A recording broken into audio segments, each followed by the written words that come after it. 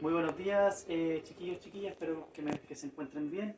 Hoy día vamos a dar inicio a este tipo de clases con esta modalidad a distancia utilizando la plataforma Classroom. Si bien nosotros venimos trabajando aspectos teóricos sobre la historia, que era la primera unidad, vamos a posponer aquello para introducirnos en ciertos contenidos que ustedes tienen que saber y que son fundamentales.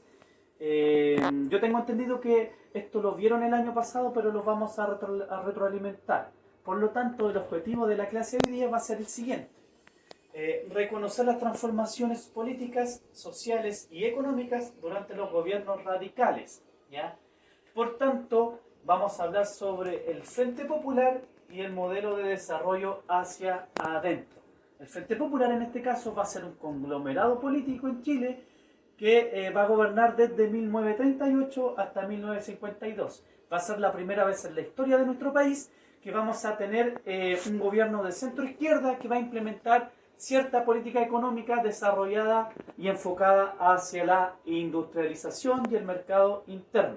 Vamos a pasar a ver en este caso cuáles fueron los factores internacionales de este periodo en donde actuó el Frente Popular. En primer lugar, tenemos la crisis de 1929 en Estados Unidos, una crisis de sobreproducción que va a generar el quiebre de las empresas en Estados Unidos y por tanto desempleo masivo, lo que va a afectar en este caso a la economía norteamericana, pero sobre todo a las economías que dependían de aquella potencia mundial. ¿Ya? En este caso, uno de los países más perjudicados por la crisis del 29 va a ser Chile, entendiendo de que Chile venía desarrollando una economía primaria exportadora en donde los recursos que el Estado tenía para dinamizar la economía propia y el bienestar de la población provenían de la exportación del cobre, la exportación del salitre y del trigo. Eso se va a ver afectado en 1929. ¿Por qué?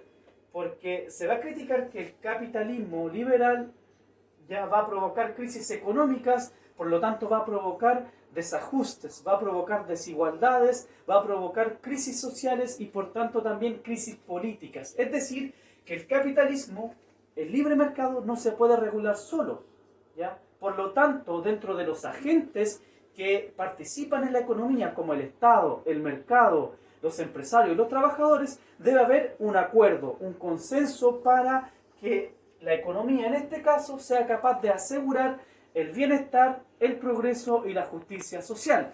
Ese acuerdo se llamó Nuevo Trato o New Deal, que a través del economista John Keynes, que instituyó una teoría económica denominada keynesianismo, va a plantear que el Estado ahora tiene que intervenir en la economía. Como la economía es incapaz de regularse, bueno, alguien la tiene que regular. ¿Quién va a ser ese personaje, esa gente? El Estado va a intervenir en la industria, en la economía. ¿Y cómo va a intervenir? Distribuyendo la riqueza, elevando la producción, ¿ya? Y otorgando cierto bienestar bajo las necesidades de la población. Esto se materializó de dos formas en el mundo. En los países desarrollados del primer mundo, con un estado de bienestar post Segunda Guerra Mundial, es decir, en Europa, y en los países del tercer mundo, sobre todo América Latina, con un estado desarrollista, es decir, un estado que va a desarrollar la industria, ¿ya? Para lograr, ojalá, el bienestar de su población. Eso se va a ver sumado a un factor político a nivel internacional, que va a ser el ascenso del fascismo durante la década del 30 en Europa, el año 22 en Italia con Mussolini y el 33 Hitler en Alemania.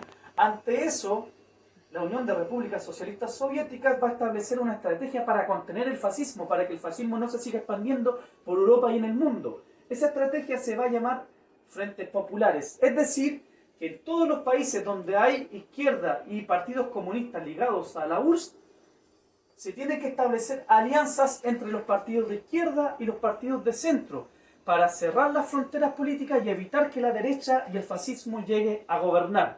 Es decir, que vamos a implementar gobiernos democráticos y reformistas, que no vamos a buscar crear el comunismo en los países, pero sí evitar el paso del fascismo, ¿ya? Por eso la lucha en ese tiempo se hablaba de democracia versus fascismo.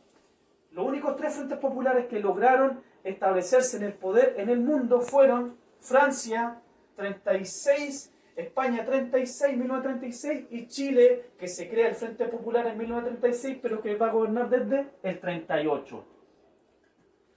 El Frente Popular en Chile estuvo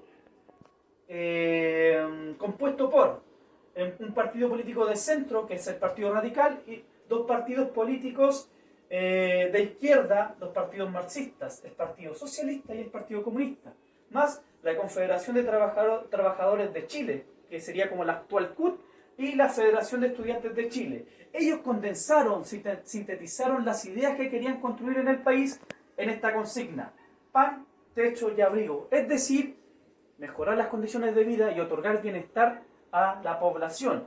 ¿Quién fue el candidato del Frente Popular? El profesor Pedro Aguirre Cerda, ¿ya?, que era del Partido Radical y que obtuvo el 50,1% de los votos, que disputó justamente en esa elección con el candidato de la derecha, antiguo ministro de Hacienda del presidente Alessandri, Gustavo Ros Santamaría, que obtuvo un 49,50% de los votos. Y por último, con cerca del 0,03% de los votos, la nada misma, el general Carlos Ibáñez del Campo, que llamó a sus simpatizantes a votar por Aguirre Cerda.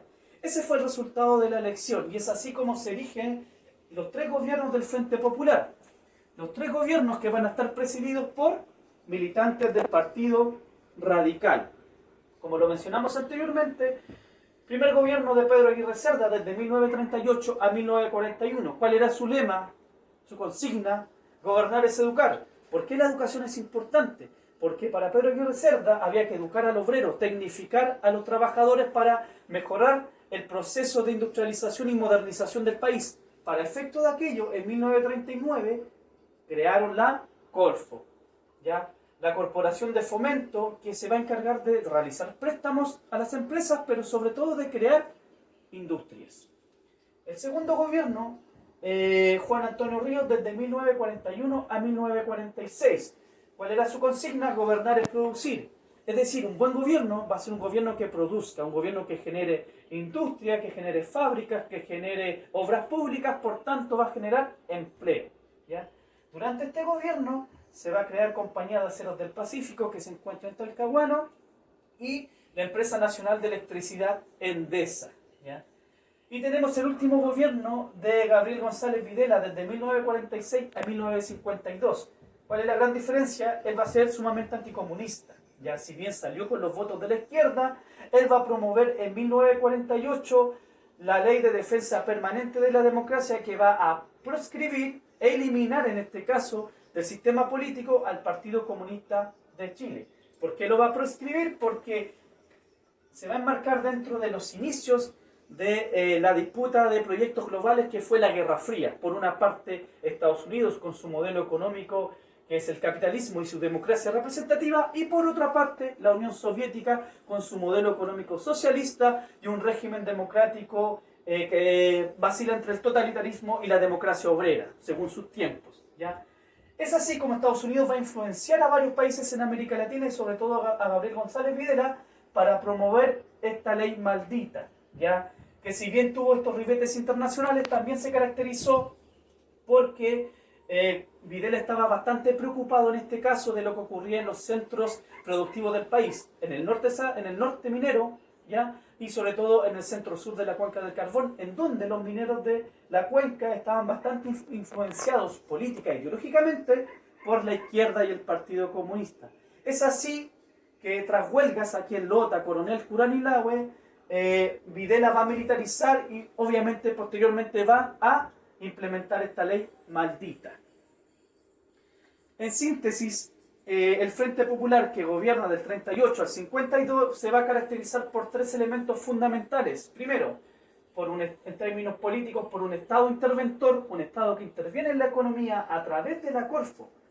Primero, para la reconstrucción después de un terremoto. Después, para aumentar la producción, elevar los niveles de producción, más bienes, más servicios, etc. Y por último, diversificar sectores productivos y sustituir las importaciones. Es decir, diversificar los sectores del transporte, de la economía primaria y la sustitución de las importaciones, que la vamos a explicar posteriormente. La segunda característica son los beneficios sociales, es decir, un Estado que se industrializa, se quiere modernizar, va a buscar satisfacer los intereses y las necesidades de la clase media y los sectores populares. ¿Cómo lo va a hacer? Aumentando el gasto fiscal, es decir, un Estado que va a tener las arcas fiscales llenas para poder desarrollar obras públicas, construir escuelas, aportar a la previsión social, mejorar las viviendas de la población, los servicios básicos, etcétera, etcétera. Y por última parte, la característica económica del Frente Popular. Va a ser el Frente Popular en Chile, los gobiernos radicales, los que en este caso van a aterrizar o implementar esta nueva teoría económica que surge después de la crisis del 29. ¿Ya? Este capitalismo de bienestar o modelo keynesiano se va a aterrizar en Chile a través de la siguiente estrategia que se denominó industrialización por sustitución de importaciones. Industrializamos el país, creamos industria y al mismo tiempo evitamos y limitamos la dependencia de nuestra industria con las potencias extranjeras. ¿Cómo lo hacemos eso? Dejando de importar recursos y bienes del extranjero para poder crear y construir esos recursos y esa industria en nuestro país, ¿ya? Y es así como en Chile se fueron desarrollando distintas industrias, fábricas y al mismo tiempo distintos productos, bienes, por ejemplo, televisores, automóviles, que en este caso, si bien tuvieron un desarrollo importante, no fue capaz en este caso de suplantar las necesidades del mercado externo e interno. Las consecuencias de este modelo económico la vamos a ver en la próxima clase. Lo fundamental es rescatar que por primera vez en la historia de nuestro país tenemos un gobierno de centro izquierda y una estrategia de desarrollo enfocada al mercado interno y a la industrialización y modernización del país. Así que espero que hayan logrado comprender, muchachos y muchachas.